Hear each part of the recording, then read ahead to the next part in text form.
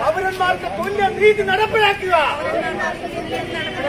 പൗരന്മാർക്ക് തുല്യ നീതി നടപ്പിലാക്കുക.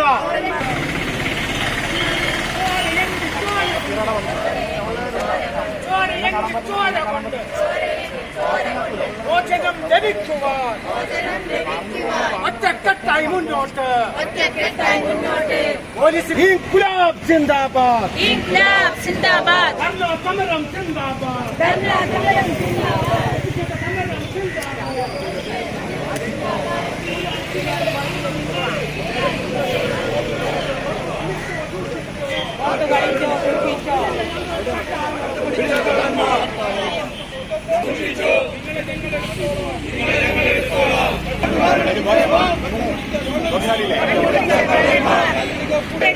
ഇൻക്ലാബ് സിന്ദാബാദ്. ഇൻക്ലാബ് സിന്ദാബാദ്.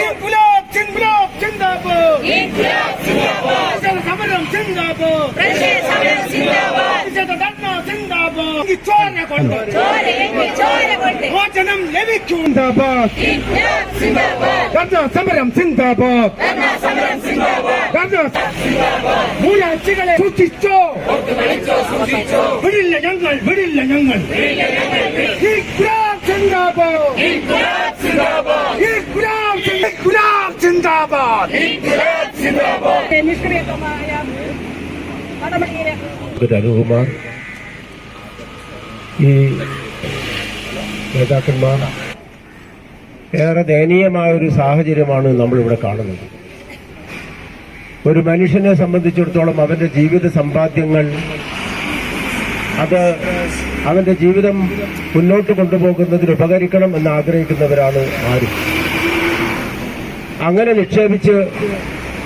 നിക്ഷേപിച്ച പണം മുഴുവൻ ഒരു തട്ടിപ്പ് സംഘം തട്ടിക്കൊണ്ടുപോവുക എന്ന് പറയുന്നത് നമ്മുടെ നാട്ടിൽ മാത്രമാണ് ഇപ്പോൾ നടക്കുക. ഇപ്പോഴ് ഇതൊരു വ്യവസായമായി മാറിയിട്ടുണ്ട്. കേരളം വളരുന്നു, വികസിക്കുന്നു എന്ന് പറയുന്നത് ഈ രൂപത്തിലുള്ള വികസന പ്രവർത്തനമാണ് നടക്കുന്നത്. ഇതിന്റെ പിറകിലൊക്കെ ചില മാഫിയകളുണ്ട്. കണ്ണൂർ അർബൻ നിധി എന്ന് പറയുന്ന സ്ഥാപനം ആരംഭിച്ചത് 2021 എന്റെ ഓർമ്മയിൽ. ആ 2021 അത് ആരംഭിക്കുമ്പോൾ വളരെ സന്തോഷപൂർവ്വം അത് ഉദ്ഘാടനം ചെയ്യാൻ ഇടതുപക്ഷ ജനാധിപത്യ മുന്നണിയുടെ കൺവീനർ സ്ഥാനത്ത് നിന്ന് പുറത്താക്കപ്പെട്ട EP ജയരാജൻ അവിടെ എത്തിയിരുന്നു. അതാണ് ഉദ്ഘാടനം ചെയ്തത്. സർക്കാർ നിലനിൽക്കുമ്പോൾ ആ സർക്കാരുമായി ബന്ധപ്പെട്ട ഒരാൾ അത് ഉദ്ഘാടനം ചെയ്തു കൊടുക്കുക എന്ന് പറഞ്ഞാൽ അതിന് ആധികാരികത നൽകുന്ന ഒരു നടപടിയായിട്ടാണ് എനിക്ക് തോന്നിയത്. അതുപോലെ കേരളം കേവലം ഈ ഒരു അർബൻ നിധി തട്ടിപ്പ് മാത്രമാണോ കഴിഞ്ഞ കുറച്ചു കാലമായിട്ട് നടന്നിട്ടുള്ളത്? കേരളത്തിലെ എല്ലാ സ്ഥലങ്ങളിലും ഇതുപോലുള്ള തട്ടിപ്പ് സംഘങ്ങൾ ആധികാരികത ബോധ്യപ്പെടുത്തുന്ന വിധത്തിൽ പ്രവർത്തിച്ച് മുന്നോട്ട് പോകുന്നു. അവർക്കെല്ലാ തണലും സംരക്ഷണവും ഒരുക്കാൻ ഭരണകൂടം തന്നെ തയ്യാറുണ്ട് എന്നതാണ് അവസ്ഥ. നിങ്ങൾ കട്ടോടു, നമ്മൾ കൂടെയുണ്ട് എന്നതാണ് മുദ്രാവാക്യം. അതിന് തണലേകാൻ ഭരണകൂടത്തിന്റെ ഉന്നതന്മാർ കഴിഞ്ഞ ഇന്നലെയും ഇന്നുമായിട്ടൊക്കെ പത്രം വായിക്കുമ്പോൾ ഈ നാട്ടിൽ നന്നായിട്ട് ജീവിക്കണമെന്ന് ആഗ്രഹിക്കുന്നവർക്ക് പ്രതീക്ഷ നശിക്കുന്ന വാർത്തകളാണ് വരുന്നത്. ആരാണ് കപ്പലിൽ കള്ളൻ?